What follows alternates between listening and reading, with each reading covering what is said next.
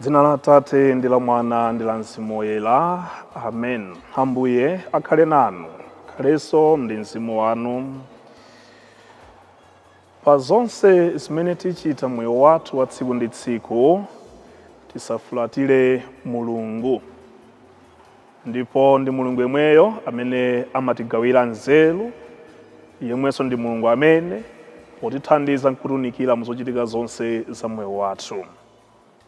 Tikulandireni pano pa Tiyankhuleni Ambuye. Lero lachitatu pa 26 February 2025. Tikupitiriza kusinkhasinkha mawu a Mulungu. Ndipo mwachizoloweziso leronso tikusinkhasinkha mawu a m'buku la Mphunzitsi. Mphunzitsi mutu 4 ndime 11 mpaka 19. Amene akutiwerengera mawu oyamba ndi Sister Patricia Chilanga, Athalesian Sisters, kuchokera ku Our Lady of Peace Mtendere Parish mu Diocese ya Dedza. Komanso uthenga wabwino pamene tsopano kuchokera mu uthenga wa Mariko. Mariko mutu 9 ndime 38 mpaka 40. Amene akutiwerengera mawu a mthenga wabwino komanso kutigawira mawu ndi Reverend Father Gift Selemani, kuchokera ku Our Lady of Peace Mtendere Parish mu Diocese ya Dedza. Tiyeni tonse tikhalire limodzi tikumvetsera bwino komanso kulingalira bwino lomwe za mawuwa. Mawu oyamba. Mawu a m'buku la Mphunzitsi. Nzeru zimakweza ana ake kuti akhale omveka, zimasamala amene amazifunafuna. Amene amakonda nzeru amakonda moyo. Amene amazidzukirira mmamawa amapata chimwemwe. Munthu amene amakhala nazo anthu adzamulemekeza, ndipo Ambuye adzamudalitsa kulikonse kumene adzapita. Amene amatumikira nzeruzo amatumikiranso oyera uja. Ambuye amawakonda amene amakonda nzeruzo. Munthu amene amatsata nzeru adzaweruza anthu a mitundu ina. Amene amazimvera adzakhala ndi mtendere. Akazikhulupirira adzakhala nazo, ndipo zidzukulu zake zidzakhala nazonso. Poyamba zidzamuperekeza pa njira zokhotakhota ndi kumchititsa mantha ndi nthumazi. Zidzamuzunza pakumtsitsa mwambo mpaka zidzamukhulupirire, ndipo zidzamuyesa ndi malamulo ake. Pambuyo pake zidzabwereranso kwa iye ndi kumsangalatsa, ndipo zidzamululira zinsinsi zake, koma akasokera zidzamusiya. Zidzalola kuti awonongeke. Mawu a Ambuye. Tithokoze Mulungu. Ambuye akhale nanu, akhalenso ndi mzimu wanu. Mawu mu uthenga woyera mungadalembera Mariko. Ulemu kwa inu Ambuye. Pa nthawi yomweyo Yohane adawuza Yesu kuti, Aphunzitsi, ife tinaona munthu wina akutulutsa mizimu yoyipa potchula dzina lanu. Ndiye ife tinayesa kumuletsa chifukwa sayenda nafe. Koma Yesu adati, musamuletse ayi. Chifukwa munthu sangatachita zamphamvu m'dzina langa nthawi yomweyo nkundinyoza, chifukwa osatsutsana nafe ndi wogwirizana nafe ameneyo. Mthenga wa Ambuye. Ulemu kwa inu Ambuye Yesu Khristu. Zoonadi monga mmene mawu aja kunenera uthenga wabwino, osatsutsana nafe ndi wogwirizana nafe ameneyo. Koma ndimafuna tiyambe ndi mawu oyambawa ochokera m'buku la Mphunzitsi. Akunena kumayambiro onena kuti nzeru zimakweza ana ake kuti akhale omveka, zimasamala amene amazifunafuna, amene amakonda nzeru, amakonda moyo, amene amazidzukirira mmamawa, amapata chimwemwe. Apa tikuyankhula za Ambuye Mulungu. Mulunguyo ndiye nzeru, ndipo ena tonsefe tifunitsitsa kukhala pamaso pa Mulungu. Ndipo ndi Mulunguyo amene amasamala ana ake, amasamala ife tonse, amasamala anthu onse, mpaka kunenetsa bwino lomwe kuti nzeru zimakweza ana ake kuti akhale omveka, zimasamala amene amazifunafuna. Kwa aliyense amene afunafuna kukhala pamaso pa Ambuye Mulungu, Mulungu amamuthandiza ndipo Mulungu amamusamala. Ichi ndi chimene tinayenera tonsefe kulimbana nacho mmoyo wathu. Kusakasaka choona, kusakasaka Mulungu, kusakasaka nzeru. Cholinga tiyende muchoonacho, tiyende mukuwalako. Ndipo Ambuye Mulungu akutsimikizaso za zimenezo. Ngati tichilimikadi kufunafuna Ambuye Mulungu, Iye mweyo adzakhala pafupi nafe, Iye mweyo adzatithandiza. Mulungu amawakonda amene amakonda nzeruzo. Akuyankhula chinthu chimodzi.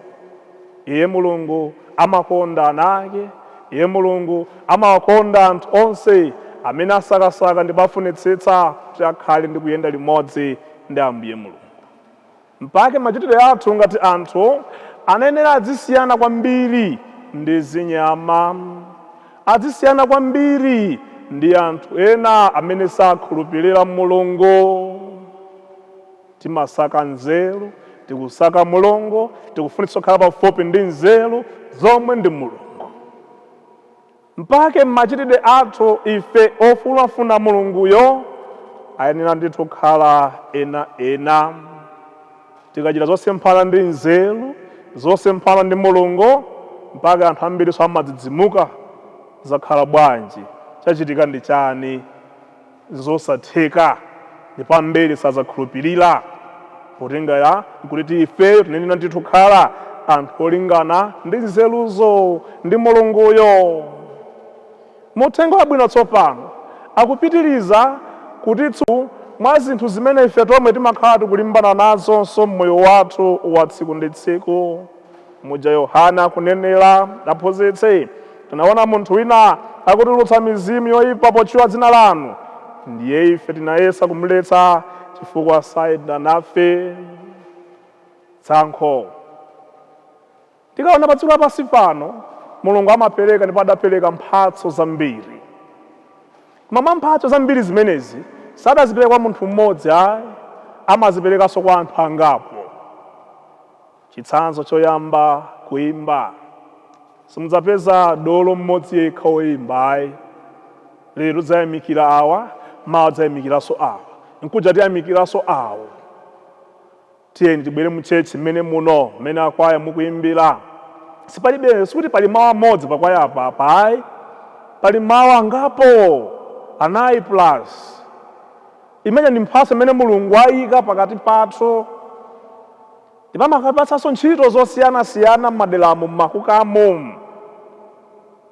Tomwefe pano patiyankhuleni Ambuye, Mulungu yemweyo aperekanso mphatso zosiyanasiyana. Awa yawo ikhale yojambula, awa yawo ikhale ya editing, awa yawo ikhale yolankhula, awa yawo ikhale yopanga organize golo. Ndi mphatso zimene Mulungu amapereka pakati pathu.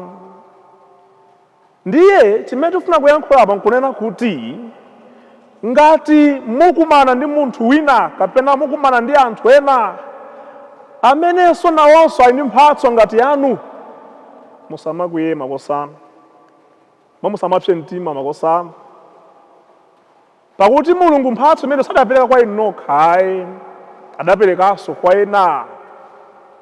Palipo alaliki ambirimbiri.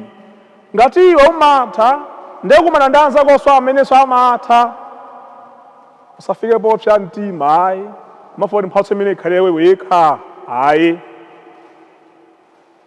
Pakampani ndi chimodzimodzi. Kumbali yakoyo umatha ntchito yakoyo, koma si iwe wekha pa mphatso imene ijayi. Amayikaponso ena othandizira, aliponso ena mphatso ngati yomweyo. Ndipo tikaonetsetsa ntchito zonse zimene Mulungu amatipatsazi, nzongotithandize kuti china chake chichitike chionekere patsogolo pano. Mukatenga mawu onse pakwaya aja 9 ka 5 mukayika amene paja akayimba pamodzi, imamva kuti ndi kwaya tsopano. Mukatenga kampani ija kandopanga maplastiki, kandopanga chani sapato, kandopanga chani, aliyense ndi ntchito yake, wina asende chikopa, wina apange chani, aliyense agwire ntchito yake, koma mu zonse zija akupanga chinthu chimodzi, zimapita patsogolo. Ndiye zimapsetsa mtima ndi kudandaulitsa kuti tilipo ife amene timadzimva kuti ndi amene timatha tinene kukhala tokha, amene timafunanso pano kutchenjiriza ndi kutsekera mwayi wa anthu ena amene akubwera nafanananso ndife kapena alingana ndife. Izi akuchita tsopano awa sanali mgulu wathu amene bwanji muchotsa mizimu yoyipa inu. Musachotse mizimu, chotsa mizimu yoyipa ndife tokha.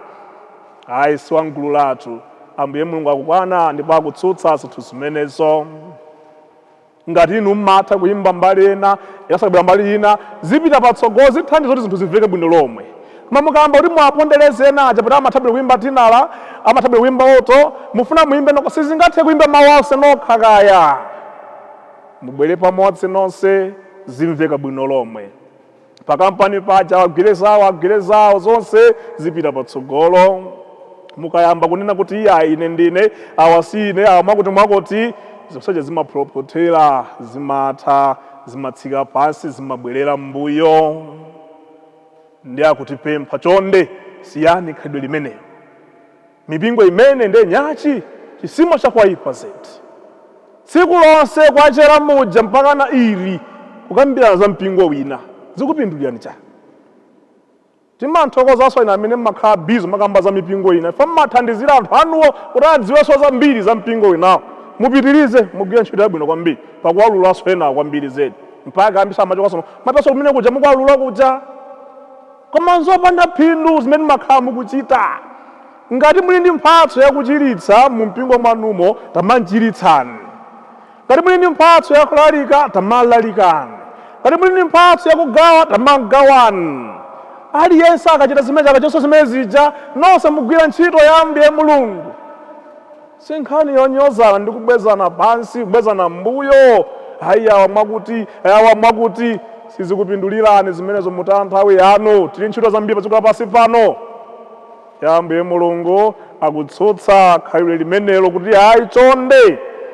Ngati munthu yosatsutsana nanu, chimene mmalimbana naye ndi chani? Pakuti nonse mugwira ntchito imodzi, nonse mutumikira, nonse muthandizira kuti zinthu zipite patsogolo ziyende bwino. Sakutsutsana nanu munthuyo, angogwira ntchito yake ngati mtumiki, angogwira ntchito yake ngati waudindo wa mudziko. Chimene mulimbana naye ndi chani? Abale anga okondeka, I think tili ndi ntchito yambiri anthufe yakudzitsutsa ndi kudzikonzanso mmoyo wathu. Amene mathopanga zimenezi mdasi zimuno ndineyo basi. Ena akatayesere amene sangapange zimenezo koma ine ndekha. Si mtima wabwino kaya umenewo. Athandizireniso ena aja, alimbikitseniso, mukhale anthu awiri atatu angapo zinthu zipita patsogolo. Amene mapanga izizi ndife tokha, wasangapange nawo. Nzopanda ntchito zimenezo. Siwa mgulu lathu. Makampu awa ngopanda phendo. Siwa dera wakwathu. Chonde mukuononga nazo mpingo zinthu zimenezi, mukuononga nazo dziko zinthu zimenezi. Ambuye Mulungu atichotsere maganizo ako oyipawa ndi mtima amene timakhala nawo wobwezeretsana mbuyo. Aliyense agwire ntchito imene Mulungu adamupatsa ndipo ayigwire ntchito mwamphamvu, tithandizane kupita patsogolo kuti tonse titumikire Mulungu kudzera mwa anthu amene Mulungu yemwe amatipatsa ndi mphatso zathu zomwe, mana mphatso zimene Mulungu akutipatsanso ife tomwe. Yemwe Mulungu atidalitse tonsefe kulimbikira pa choona ndi ntchito yake. Amen.